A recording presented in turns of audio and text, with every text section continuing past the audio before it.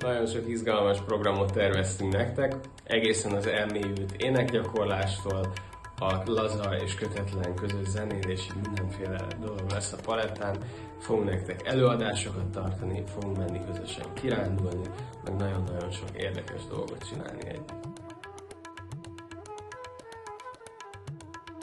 A tábort Nógrád megyében, a Festői Terényi városában, a Fáin vendégházban tartjuk, augusztus 13-tól 17-ig.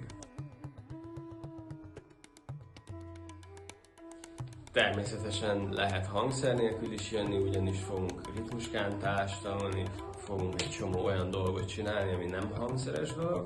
Lehet természetesen hangszerrel is érkezni, hogyha van valami, amin tanulsz, vagy szeretnél tanulni. Ha van indiai hangszered, az szuper, de ha nyugati hangszered van, azzal is bátran.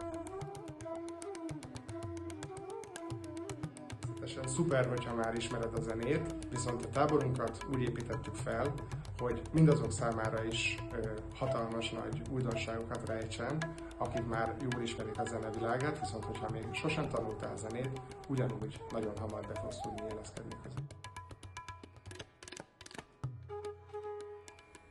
Jelentkezni bármeddig lehet, ameddig van szabad hely, illetve fenntartunk 10 Early Bird jegyet is, amik nagyon gyorsan fogynak, úgyhogy ha szeretnél minél hamarabb ehhez hozzájutni, a lenti linkre kattintva tudod őket elérni.